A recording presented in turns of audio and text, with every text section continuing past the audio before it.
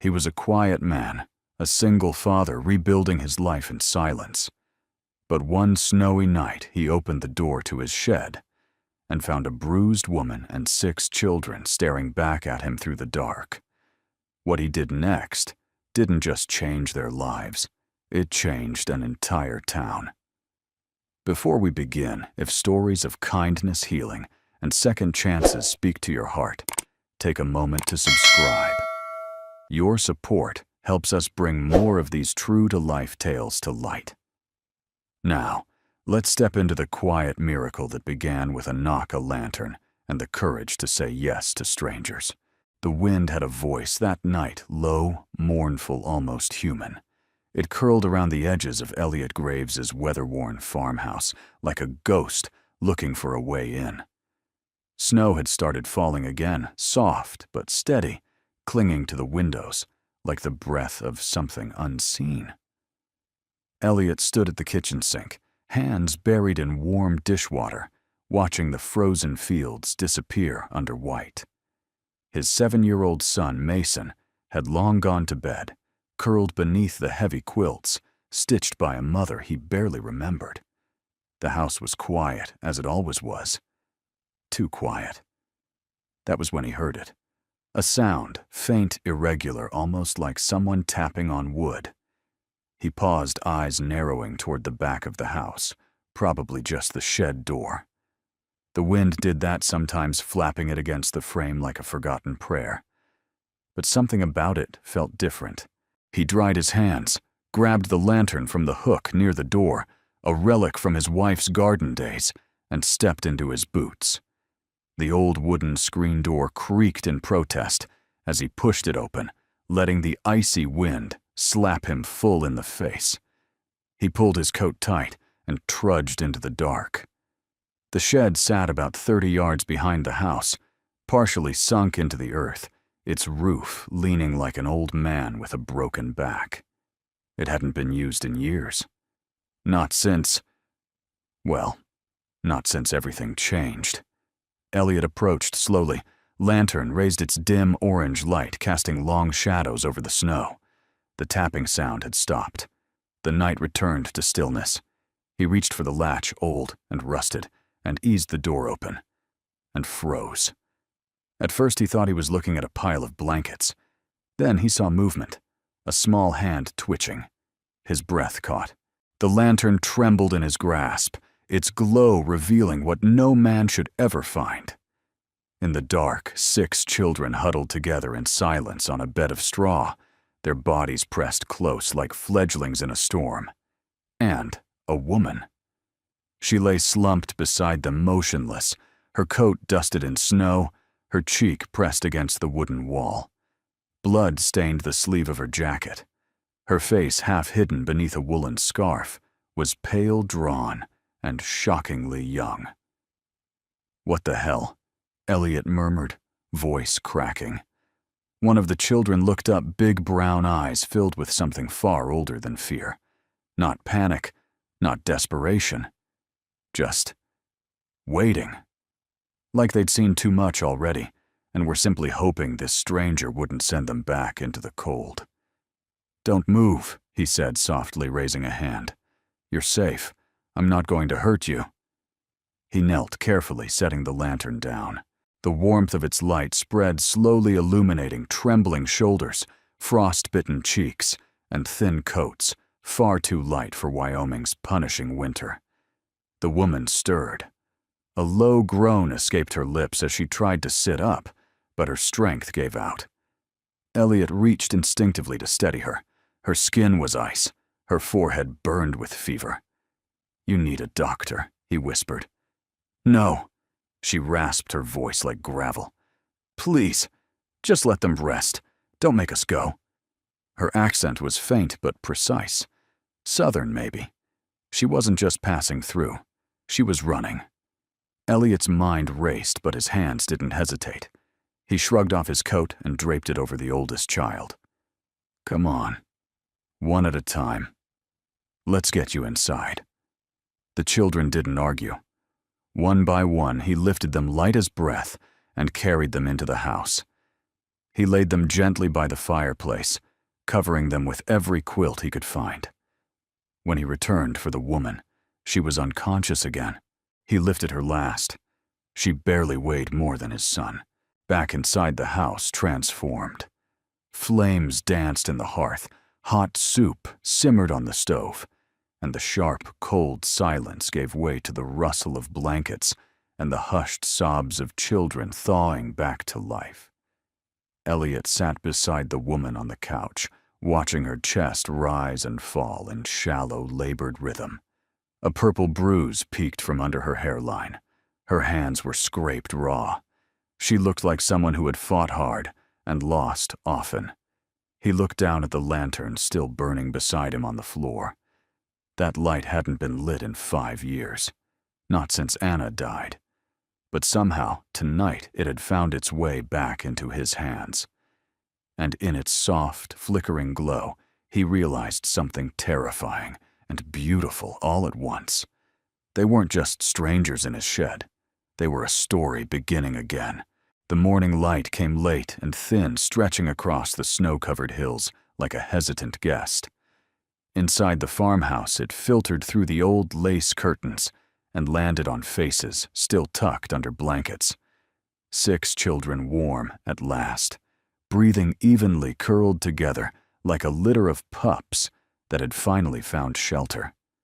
Elliot stood in the doorway, holding a chipped mug of coffee gone cold. His eyes moved from face to face. They were beautiful children, in the way that all children are when they are safe, each one shaped by hardship, but not yet broken by it. He didn't sleep that night, not even a little.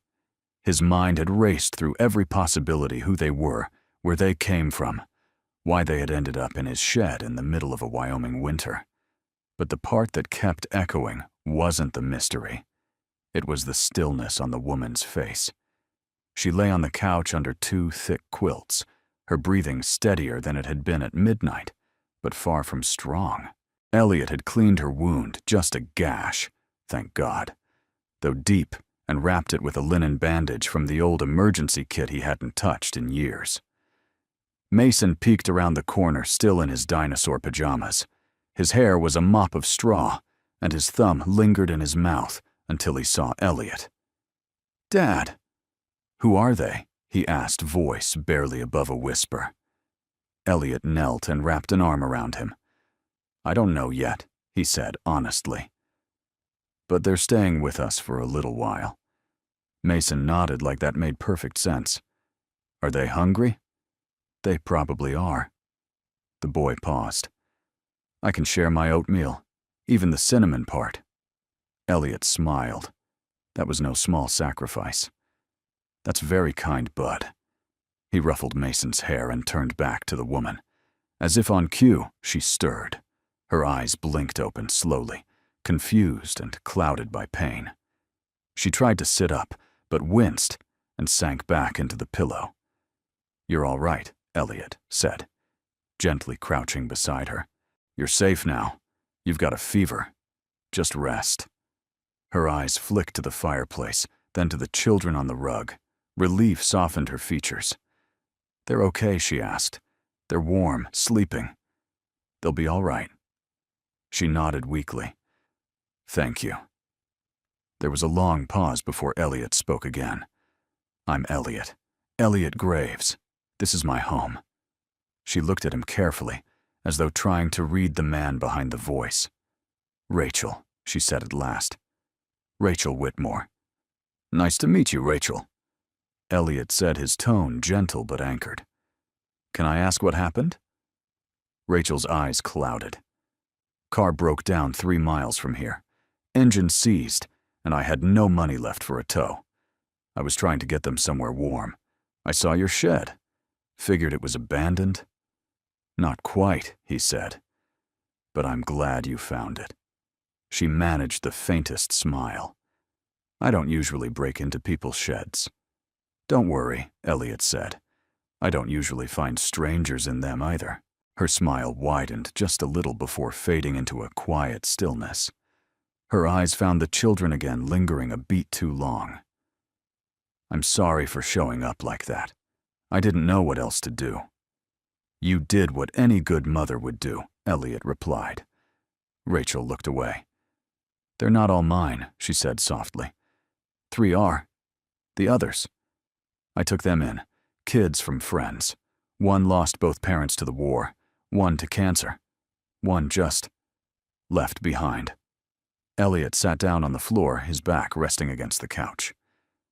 Sounds like you've been carrying more than your share. I didn't know how to stop. That's not something to apologize for. Silence lingered for a moment, deep but not uncomfortable.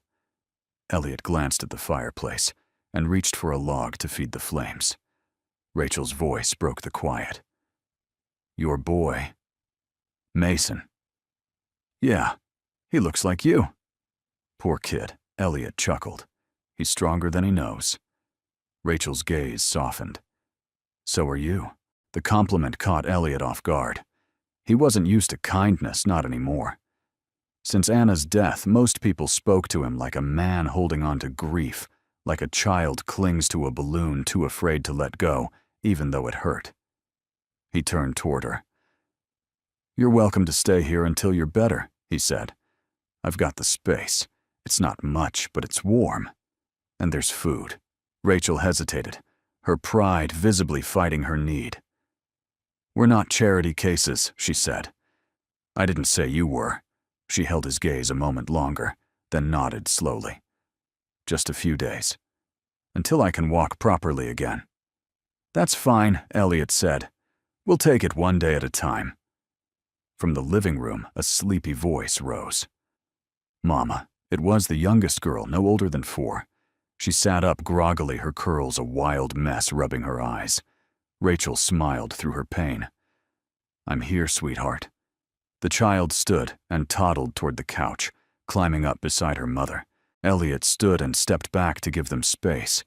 The girl wrapped her arms around Rachel's neck and buried her face there, as if needing to make sure she was real. Elliot felt something stir in him, something warm, something long, buried beneath years of silence. It wasn't just pity. It was something deeper. It was the feeling that for the first time in a long time, his house wasn't just full of people. It was full of life.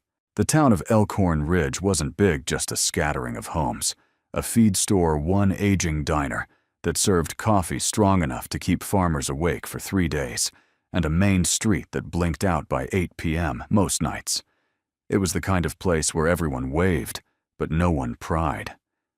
Where gossip traveled faster than the mail truck, but only whispered loud enough to be polite. And so when the curtains at Evelyn Dunlap's sewing shop fluttered, and her eyes caught the silhouette of Elliot Graves walking toward town with a small child in his arms, a child that wasn't his, her breath caught somewhere between curiosity and concern. By mid-morning, the town knew. Elliot's got kids. Now someone said over pancakes at Ruby's diner. And a woman, someone else added. Not from here. Looks rough. Must be passing through another guest. But what's he doing, letting strangers into his home? Doesn't he remember what happened to the McLeans? They didn't mean harm. But Elkhorn Ridge had long memories, and even longer fears. Back at the farmhouse, Elliot set a bowl of oatmeal in front of the girl he now knew as Grace, the middle child, with freckles like cinnamon sugar and a wary stare that didn't match her age. She hadn't said much since waking, but she'd taken to Mason, quickly nodding when he offered her a toy tractor and sitting beside him like they were cousins from a storybook. Rachel sat at the table, her arms still bandaged, her posture straight, despite the weariness in her eyes. She watched every spoonful the children ate, every moment of stillness, like it might vanish. You okay with them going to the store with me? Elliot asked gently. She hesitated. Do you mind taking Grace? Not at all. She's one of the quieter ones, I noticed he said with a soft smile. I'm pretty familiar with quiet. As he reached for his coat, she added, and Elliot, yeah, thank you. Again, he gave her a small nod. It's not charity. It's just being human. The general store smelled like sawdust and pine soap. Elliot picked up bread milk and a few extra canned goods he hadn't planned on buying. Grace walked beside him, holding a paper bag tightly with mittened hands, saying nothing but watching everything. When they reached the checkout, Evelyn Dunlap leaned forward, her graying hair in a tight bun. "Well now," she said, kindly but carefully. "This one's not yours, is she?" "No, ma'am," Elliot replied, placing items on the counter. "She's staying with us a few days." Evelyn didn't ask more, but she did glance at Grace. "You like cinnamon?" she asked, pulling a small packet of pinwheel cookies from behind the counter. Grace looked up at Elliot. He nodded. She gave a tiny smile. "Yes, ma'am." Evelyn slipped the cookies into the bag without ringing them up. When they left, Grace clutched the paper bag like it was treasure. Later that afternoon, while the children napped and Mason helped Rachel peel potatoes for dinner, Elliot stepped outside to stack firewood. The air bit at his skin, but the labor kept his thoughts in check. He wasn't sure what he was doing, letting a wounded stranger and 6 children into his quiet, controlled life. But there hadn't been a choice. Not really. He saw something in Rachel's eyes that night in the shed. Not just pain. Not just exhaustion. But a strength that refused to break no matter how close to the edge she was. That was something he understood. As he returned to the porch with an armful of wood, he noticed Clara standing by the shed, still silent, staring at the weathered door. He approached carefully. "Hey there," he said. "It's warmer inside." She didn't move. "Something bothering you?" She pointed at the shed, then at her drawing pad, which she carried everywhere like armor. Elliot crouched beside her. On the open page was a sketch, rough, childlike, but clear. A man holding a lantern surrounded by a circle of small lights, like stars or sparks. He recognized himself. "You saw me that night." She nodded. He looked at the sketch again. The man wasn't just holding a lantern. He was surrounded by the children, all reaching toward the light. Clara's eyes met his. There was no fear in them, only a question. "Do you think that's who I am?" he asked softly. She didn't speak, but she gave the slightest nod, then handed him the drawing. Elliot swallowed hard. "Thanks, kid," he said. "I'll try to be him." That night, Rachel served soup made from scratch. The children sat around the long wooden table that had seated only 2 people for years. Laughter fluttered across the room, and even Rachel chuckled when one of the boys accidentally spilled a cup of milk. Elliot watched her from across the table, noticed the way her smile lingered when she looked at Mason, the way she smoothed Clara's hair without even thinking, the way she carried herself, not like someone broken, but like someone holding others together. "You ever been to Montana?" he asked her later when the children were in bed and the dishes were done. Rachel raised an eyebrow. "Montana. There's this trail up by Whitefish. Used to go hiking there with my wife." Her face softened. "She passed 5 years ago. House fire.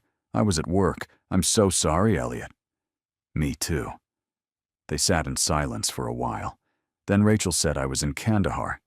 Did 3 tours. Came home with 3 kids that weren't mine and a husband who didn't make it past the 2nd week. You didn't have to take the kids." "No," she agreed. "But someone had to." Elliot looked at her. Really looked. He thought he'd known what strength looked like. But Rachel redefined it. And for the first time since she arrived, he realized something else. He didn't want her to leave.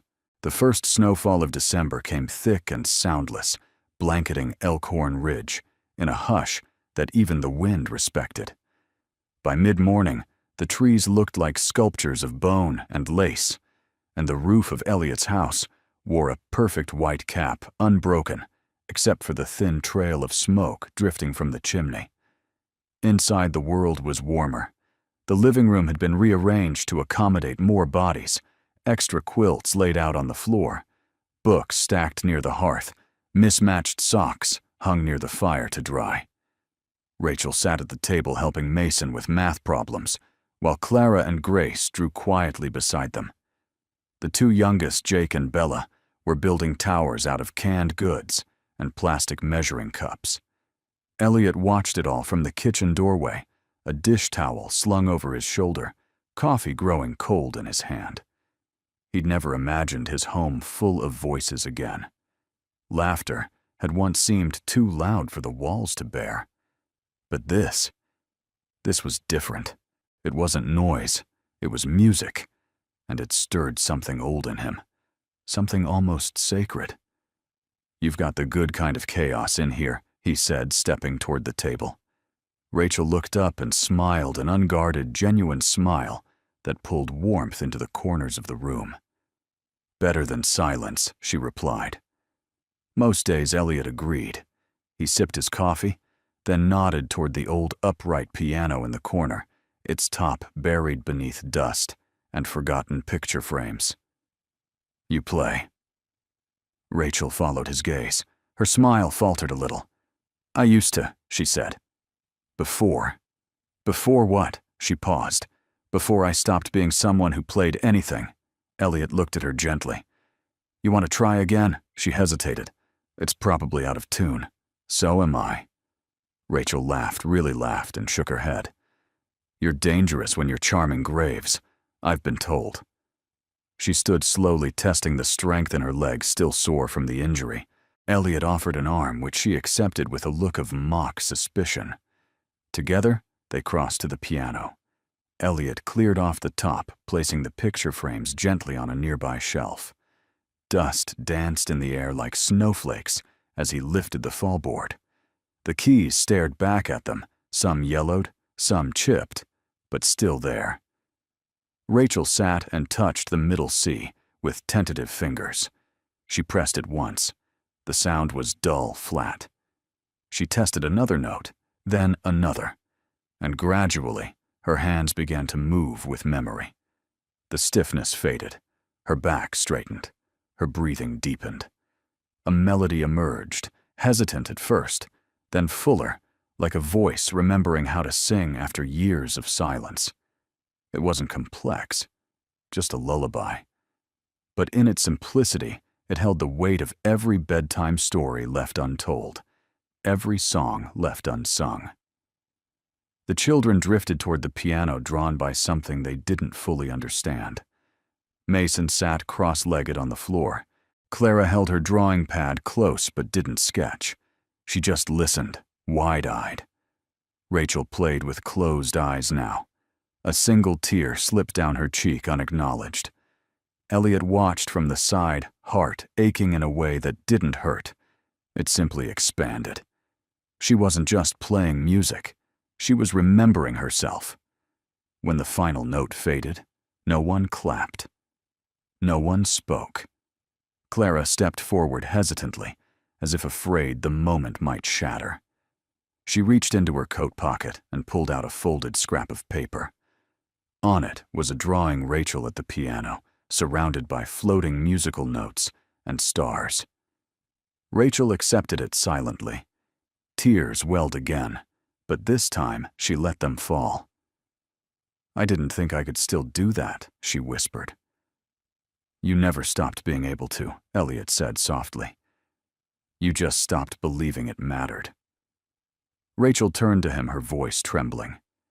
"You make things feel possible again, Elliot. That's not something I've felt in years." He didn't know what to say to that, so he didn't say anything at all. He just reached out and gently placed a hand over hers on the piano bench, and she didn't pull away. That evening, the snow thickened. Dinner was a stew Rachel made from what little they had. Carrots, beans, broth, and herbs from the jar Anna had labeled 5 winters ago. The smell filled the house with something close to memory, and it made the children sigh with full bellies and sleep-heavy eyes. After the dishes were done, Elliot stepped out to the porch, lantern in hand. The wind had died down. Snow fell in slow, quiet spirals. From the shed, he retrieved a box he hadn't touched in years, a crate of firewood carved by hand, and beneath it, something wrapped in cloth. Rachel came outside, arms crossed against the cold. "What are you doing?" Elliot held up the wrapped object and placed it gently in her hands. She opened it to find a music box, small, worn, carved with initials, A+E.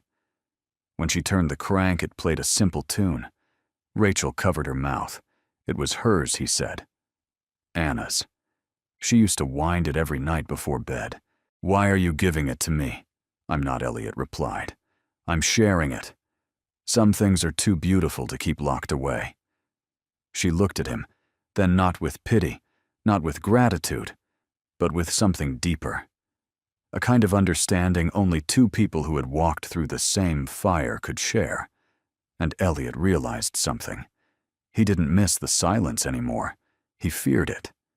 Because in just a few days, the quiet of his old life had been replaced with voices, laughter, music, and the thought of returning to emptiness again. It scared him more than anything had in 5 long years. Elliot had never baked bread before, not once in his 35 years. It had always seemed like something sacred, something wives and grandmothers did while humming old hymns and dusting flour across their aprons like powdered memories. It wasn't that he couldn't learn. He just never needed to.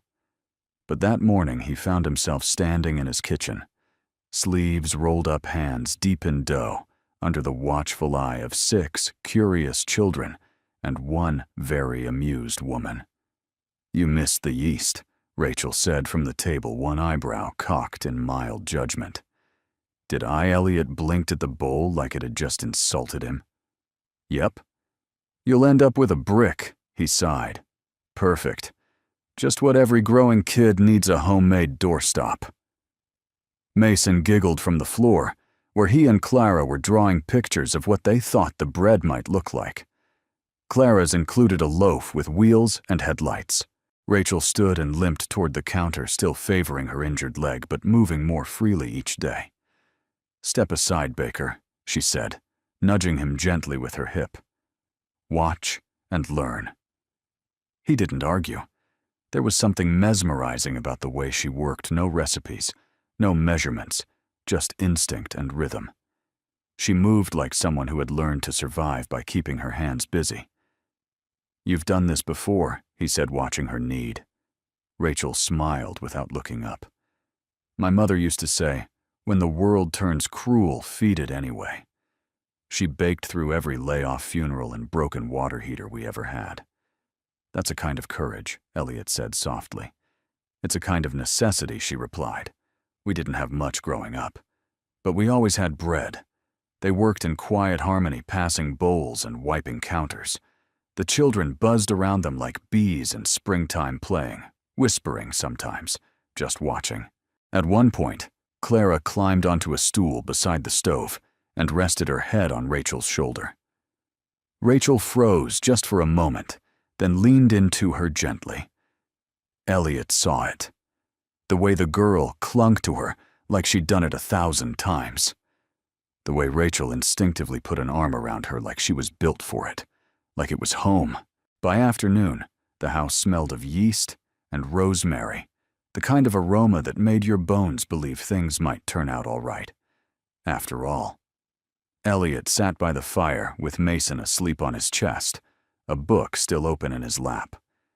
Rachel sipped tea at the other end of the couch, eyes half lidded with the quiet exhaustion of someone who hadn't let themselves relax in years.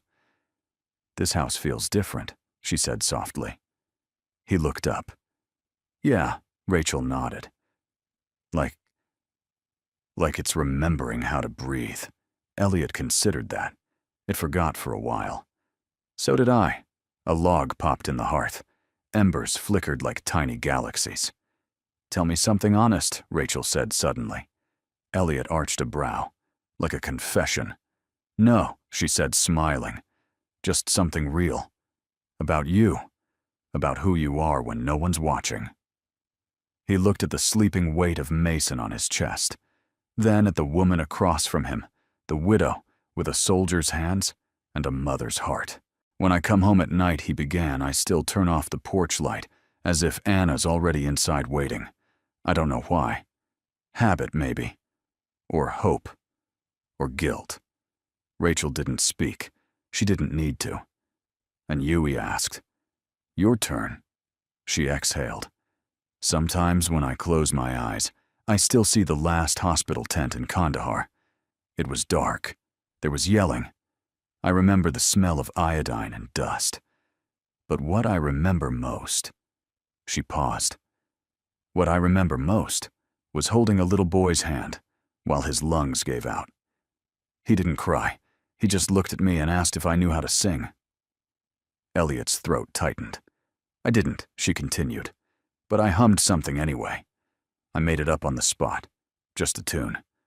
Simple. But he smiled. He died smiling.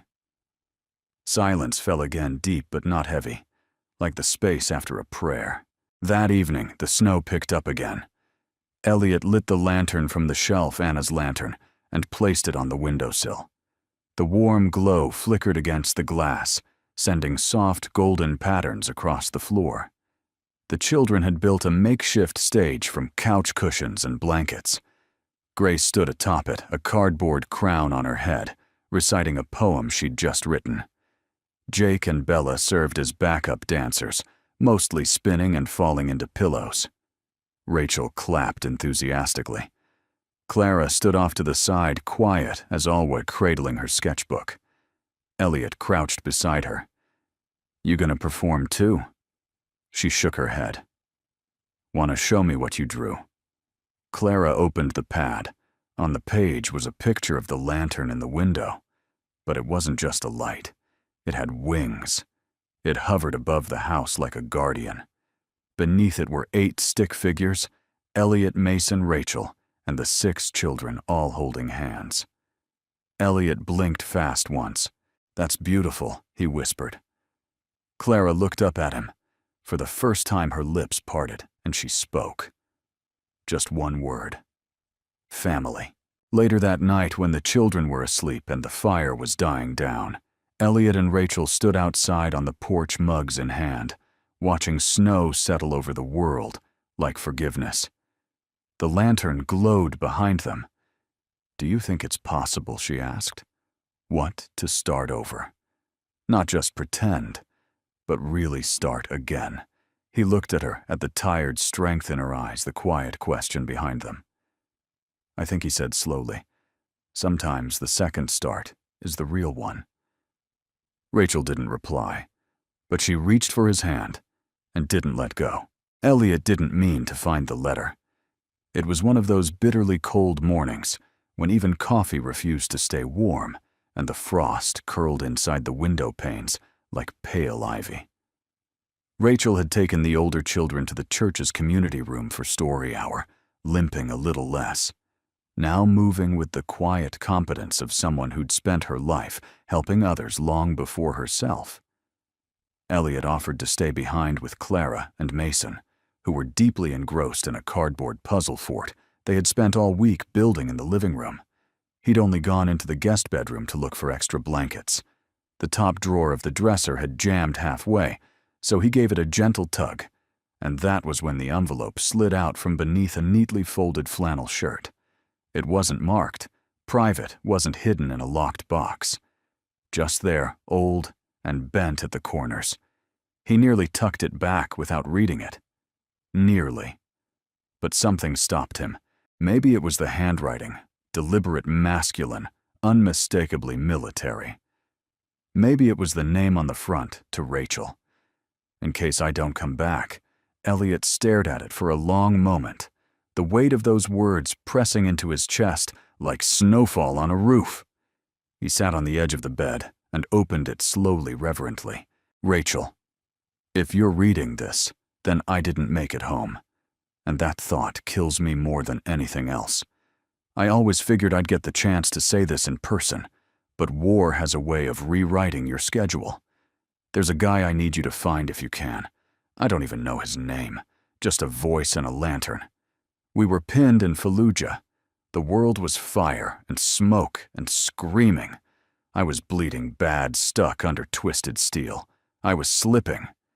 Then some ghost of a man showed up out of nowhere with a lantern in one hand and a fire axe in the other. Pulled me out. Never got his face, but his voice stuck with me. Calm, steady, like it didn't belong in that place. Find the man with the lantern. If he's still out there, I think he's the kind who knows how to pull people out of the wreckage. And I think you'll need someone like that. Tell him thank you for me. Love you always, Sam. Elliot didn't move for a long time. The letter sat open in his lap like it had taken all the oxygen from the room. Fallujah. A fire. A voice. A lantern. His hands began to tremble. It couldn't be. Not after all this time. Not after all the nights he'd locked that memory away, buried it beneath years of silence and sawdust and grief.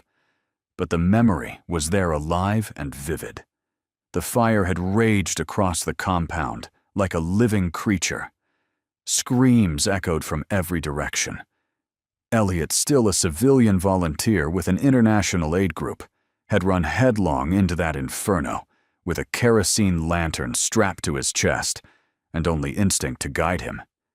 He'd saved one man that night. Just one. Pinned beneath steel and half-conscious. Never got a name. Just a muttered, "God bless you," and a grip on his sleeve before the medics arrived. Sam.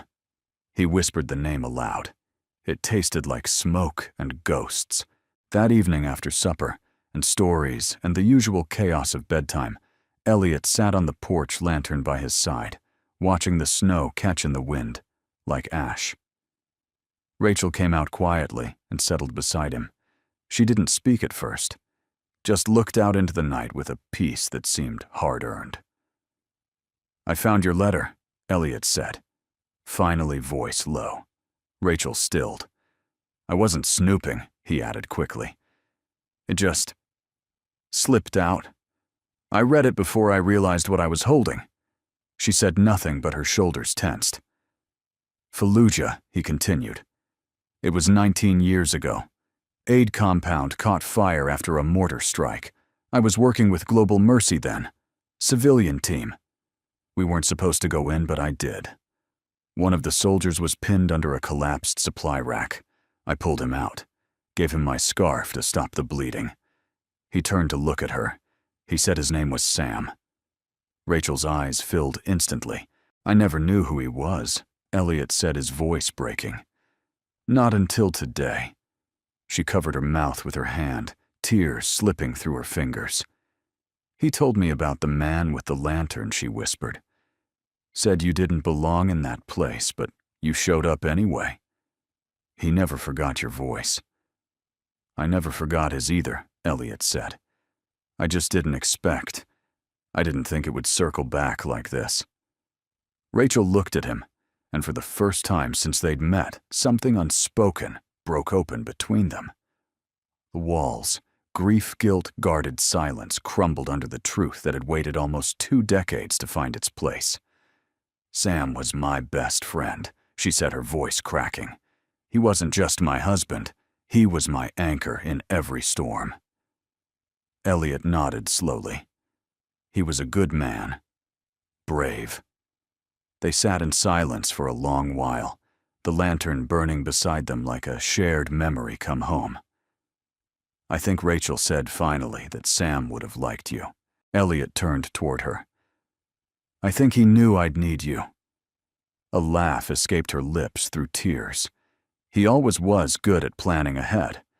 And just like that, the porch became something more than just a place between outside and in. It became sacred ground, where one life had saved another, and where 2 stories broken and wandering finally began to weave together. The first signs of spring crept in, slowly soft rains that turned the snow into gray slush, the occasional chirp of birds returning to bare trees, and the faint scent of thawed earth rising from the fields. Elkhorn Ridge, still curled in its winter habit, began to breathe again. Inside the Graves home, the rhythms had shifted too. The air no longer held the tense hush of survival. Instead, it carried the scent of cinnamon, the sound of quiet laughter, the texture of something new and deeply unfamiliar to them all. Peace. Elliot watched Rachel from the window as she hung damp sheets on the clothesline, her limp now reduced to a subtle hesitation in her step. The children chased each other through patches of melting snow, voices bouncing off the barn like music. Clara stood apart from the rest, closer to the lilac bushes that had yet to bloom, her sketch pad cradled to her chest. She had spoken only once since arriving. One word. One perfect, unforgettable word. Family. Elliot remembered it the way a person remembers the first crack of light after a long, dark night. Since then, Clara had retreated back into silence, not out of fear, it didn't feel like that anymore, but as if she was still deciding how much of the world she could trust. He respected that. Sometimes silence was just the shape healing took on its way to becoming something else. That afternoon, Elliot set out to fix the picket fence along the west side of the property. He hadn't touched it since the fall, and winter had done its work. Boards, loose nails, rusted one post, broken clean in two by the wind. Clara followed him.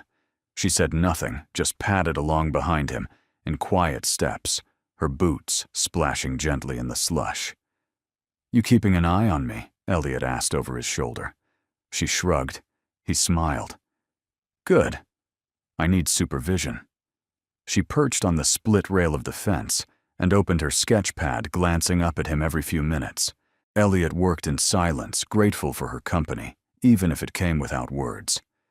"You ever build anything?" he asked as he pried a board free. Clara nodded once, then held up her pad. On the page was a drawing of a house, small, crooked, but full of warmth. There were people inside visible through the little penciled windows, all smiling. "Nice foundation," Elliot said. "Looks strong." Clara smiled faintly. "You know he added driving a nail into a fresh board talking. Doesn't have to be loud. It just has to be real." She looked down, fiddled with the edge of a page, then turned her sketch pad around again. It was a new drawing of Rachel. Her arms were open, and music notes floated around her head like butterflies. The expression on her face wasn't one of sadness or fear. It was peace. "She's special, huh?" Elliot said, nodding at the picture. Clara pressed her lips together, and then, in the quietest whisper he almost didn't catch, she said, "She sings in her sleep." Elliot paused mid-hammer. He turned toward her, slowly giving her the space not to feel watched, just seen. "She does?" he asked gently. Clara nodded, her voice a little steadier this time. "When she thinks no one's listening."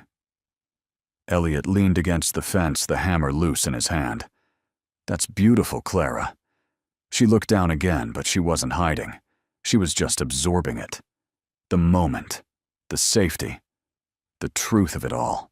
That evening, as clouds gathered again over the horizon and the smell of fresh bread rose from the oven, the family gathered near the fireplace. The children sprawled across quilts and cushions, Mason's head resting against Rachel's knee.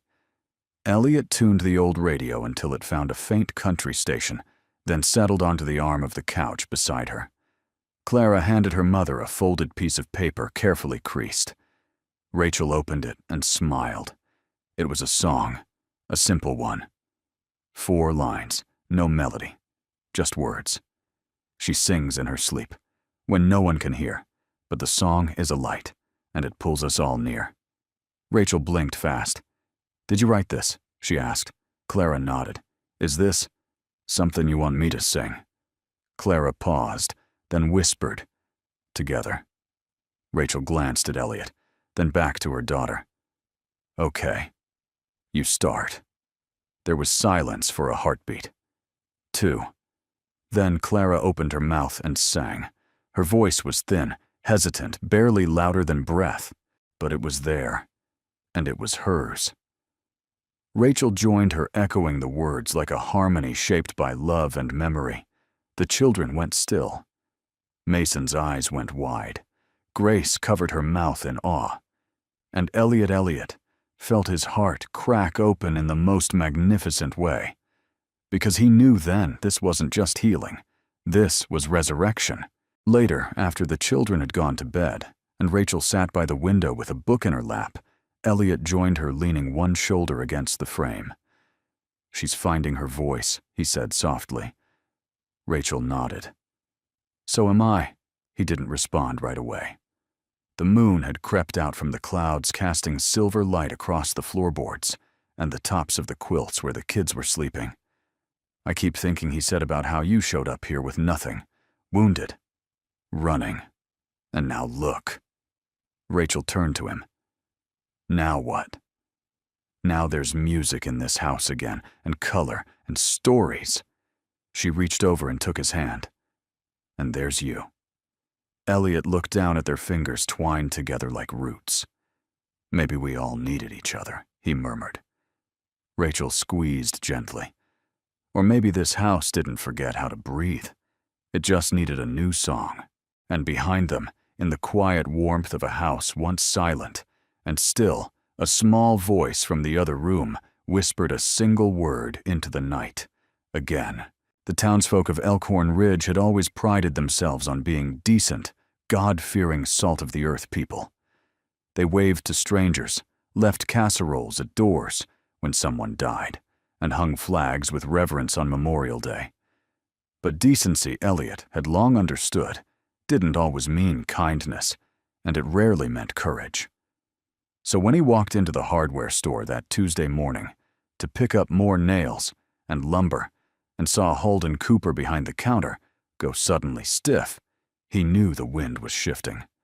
"Morning, Joe," Elliot said, voice steady.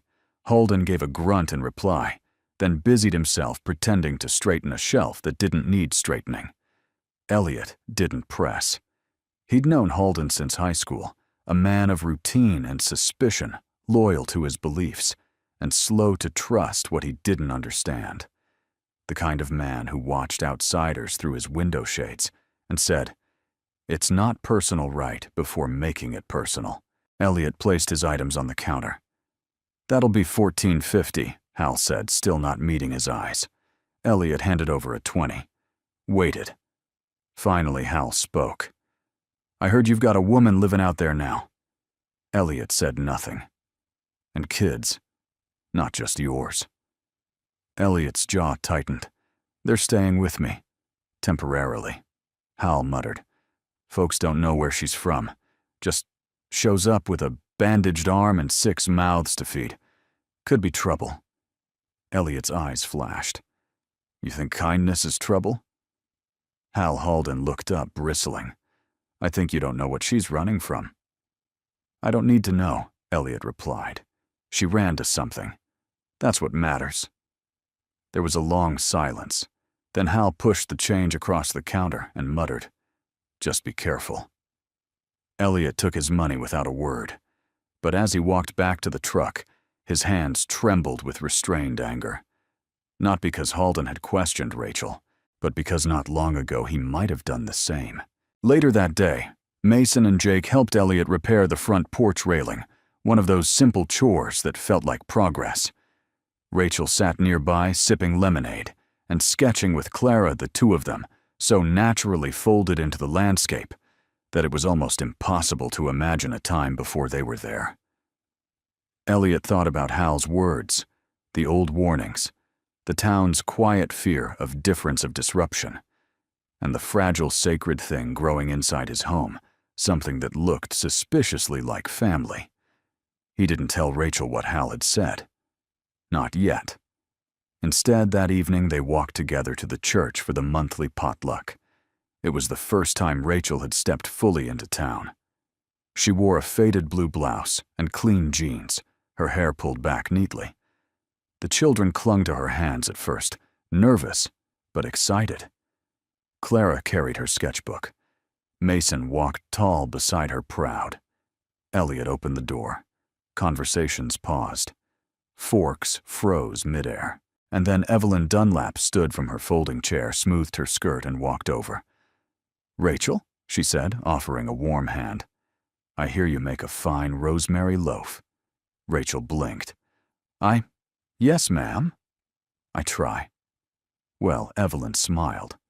Next Sunday, you're bringing two. The air loosened.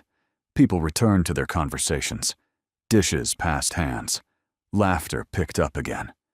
And that was when Halden Cooper stood. The room quieted once more. He walked slowly and deliberately across the hall. Rachel stiffened. Elliot stepped forward instinctively. But Hal held up a hand. I need to say something, he said, voice rough. To this woman. And to this town. He turned to Rachel. When I heard you were living out there with kids and no husband, I jumped to conclusions. Bad ones. Assumptions. I called the sheriff, asked him to check your background. Rachel's face flushed. Elliot clenched his fists. I was wrong, Hal continued. Dead wrong. He pulled something from his jacket pocket, a crumpled paper. This is a sketch Clara gave me. Drew it last Sunday while I was watching from the church window, like some kind of coward. He unfolded it and held it up. It was a drawing of the potluck hall. A dozen smiling stick figures holding hands. Rachel and Elliot at the center. A glowing lantern above them. Hal cleared his throat. I haven't seen that kind of hope in a child's drawing since my own daughter passed. And if that's what they're learning in your house, then I was a fool to doubt you. He looked at Elliot. And a bigger fool to doubt you. He extended his hand. Elliot hesitated, then took it. A few claps scattered across the room. Then more. Then laughter. The potluck resumed, but the air had changed. Something old had broken. Something better had begun. Later, as they walked home beneath a sky full of stars, Rachel said quietly, He called the sheriff. He did, Elliot admitted. But he also apologized. In front of everyone. I didn't think people did that anymore. They don't. Not unless they're really trying to be better. She was quiet for a moment. I didn't expect this town to open its arms, she said. They didn't, Elliot replied. You opened them first, just by being brave enough to stay. She reached for his hand. The lantern on their porch flickered in the distance, waiting. Home. It began with a question. Where do we go when the world doesn't make space for us? Rachel had asked one morning, her fingers curled around a chipped mug, gaze fixed on the frosted window. Elliot had stood at the stove flipping pancakes, while Mason and Clara constructed paper towers at the table. He didn't answer immediately, because truthfully, he wasn't sure. He'd asked that same question for 5 years, and all he'd ever found in response was silence or snow. But now the house wasn't silent anymore. Later that week, Grace had come home from church with a folded flyer tucked inside her coat. Miss Evelyn says they're shutting the after-school program, she said, dropping it on the table. The pipes burst. No money to fix it. Elliot stared at the page. He looked at Rachel, and she said only 3 words. Use the shed. They hadn't stepped inside it together since the first night when snow had fallen like ash, and Elliot had discovered a woman and 6 children wrapped in silence and survival. Now the old door creaked open again, revealing dusty rafters, broken shelves, and rusted garden tools. A single ray of sun pierced through the cracks in the wood, landing on the dirt floor like a blessing. It's not much, Elliot said, sweeping cobwebs from the ceiling, but it's strong. Rachel walked the perimeter slowly, arms crossed. It's more than space. It's a start. Within a day, the children had drawn up plans. Jake wanted a chalkboard. Grace requested bookshelves. Mason insisted on snacks, and Clara, silent but firm, sketched a long table with 10 chairs. For friends, she wrote under the drawing. Elliot got to work that afternoon. The town pitched in more than he expected. Evelyn brought rugs and 2 old filing cabinets from the church. Pastor Ron offered a roll of insulation. Even Halden Cooper dropped off a box of unused paintbrushes with a note that said, "We start again. We start together. The shed smelled of sawdust and possibility. Rachel spent hours at the kitchen table with the kids creating lesson plans. Stories, spelling games, music, time and quiet reflection hour, which Bella thought sounded like nap time, but was actually journaling. I can't remember the last time I planned anything that didn't involve survival, Rachel whispered to Elliot one evening as they painted the trim of the shed a soft butter yellow. This feels like building something instead of just holding things together. Elliot wiped a streak of paint from her cheek. It shows. By the end of the week, the shed had windows again. Real ones, not just slats of light. A chalkboard hung on one wall. A shelf of mismatched books took shape on the other. Clara created signs from cereal boxes and tape. Welcome. Be kind. Share snacks. No yelling unless it's for joy. They called it Lantern House. Why that name, Mason asked. Rachel smiled. Because the first time we stepped inside, someone carried a lantern. And that light changed everything. The grand opening was quiet, but sacred. Elliot grilled hot dogs behind the barn. The children handed out hand-drawn flyers. Neighbors wandered in curious, unsure, only to find something that stirred their hearts, a place not just for learning, but for belonging. Inside, Clara stood by the table of colored pencils and gently showed a younger boy how to write his name. Grace read Charlotte's Web aloud to 2 toddlers in sleeping bags.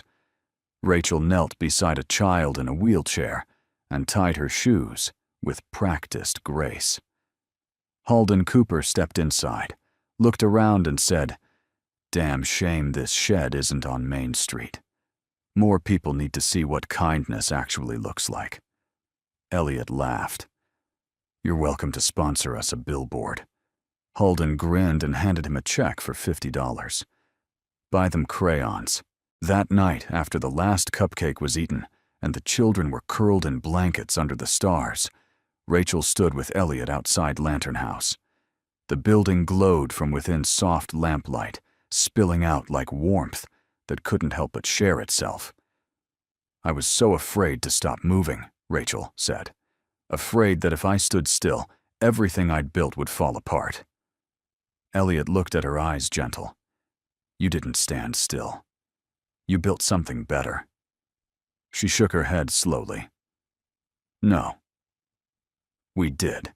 They stood side by side for a long while, the spring breeze curling around them like the faintest memory of peace. Then Rachel whispered, "I never thought the same. Shed I collapsed in would be the place my children learned to stand tall." Elliot glanced at the sign above the doorway Lantern House, hand-painted by Clara and Mason, now slightly crooked, but glowing golden in the porch light. "Funny how redemption sneaks up on you," he said. "One board, one brushstroke at a time." Rachel smiled through tears she didn't bother to hide. And from the hill behind the house, Clara's voice rose in a song so soft it might have been the wind.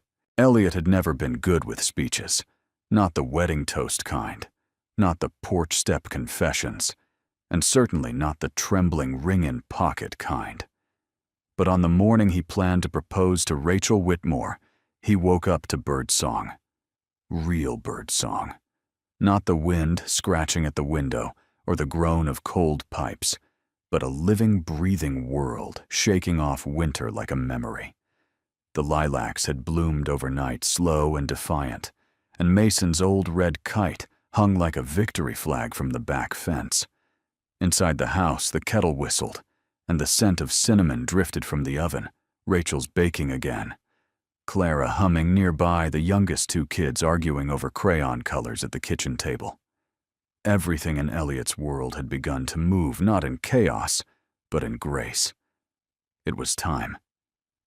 He carried the ring in his pocket all morning, a simple silver band he'd found, tucked in the bottom of Anna's old jewelry box.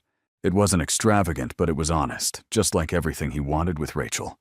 He wasn't trying to replace the past. He was trying to honor it by choosing to begin again. The chance came just after lunch. Rachel stood alone outside Lantern House, wiping down the chalkboard with a damp cloth. The children were inside reading. Her hair was caught in a loose braid, one strand drifting in the breeze. She wore no makeup, just a faded t-shirt and jeans, and the kind of peace that only came from being home. Elliot approached with a small wooden box in his hand and a quiet thrum in his chest. She turned before he spoke, as if she'd already felt him coming. "You look nervous," she said, a soft smile rising. "I am. Something wrong?" "No," he said. "Something right. Just terrifying." Rachel straightened cloth still in hand.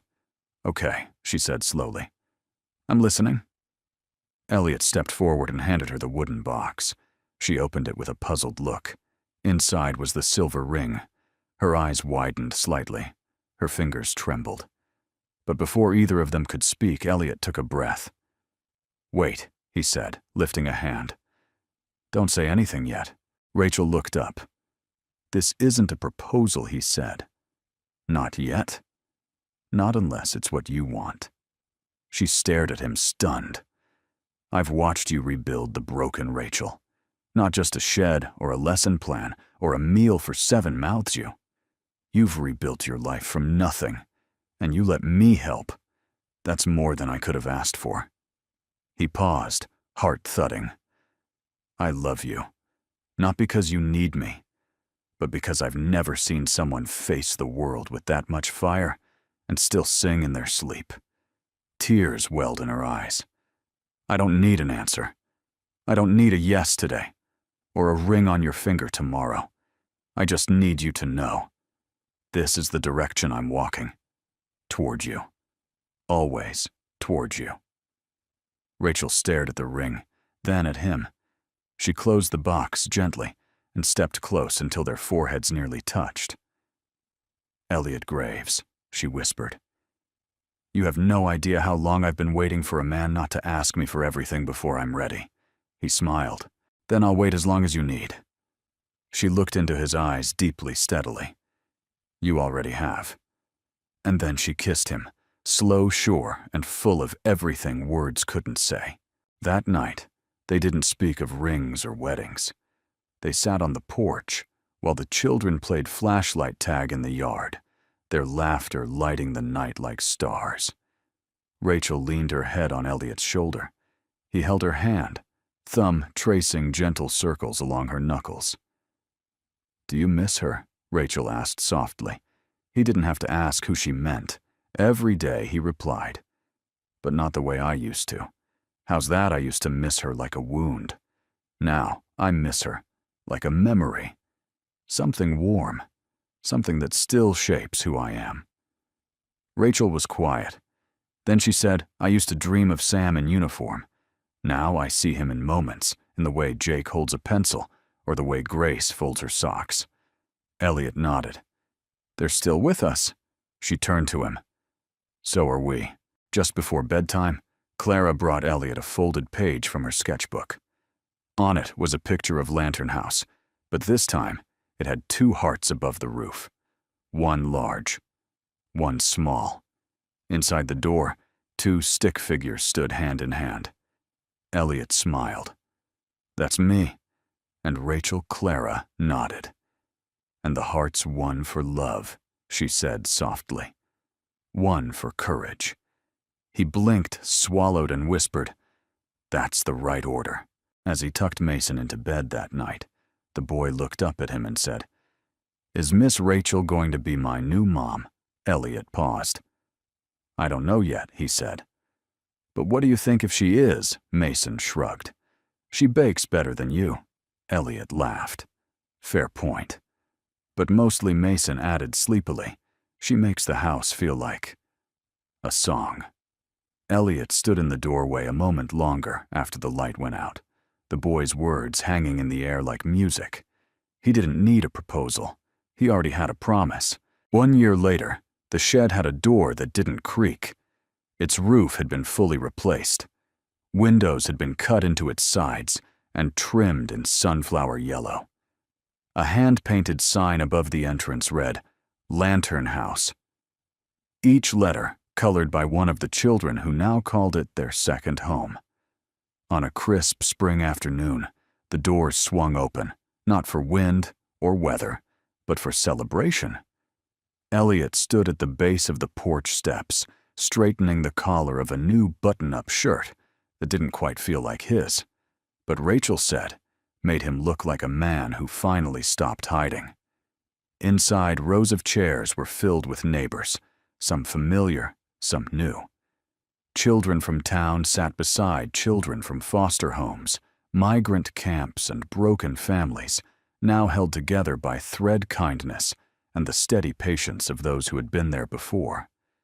Clara stood near the front, holding her speech, like a bird in her hands, tenderly, carefully, but with growing confidence. She looked out at the crowd, then back at Rachel, who gave her a nod. So small, only mothers notice such things. Clara stepped up to the front.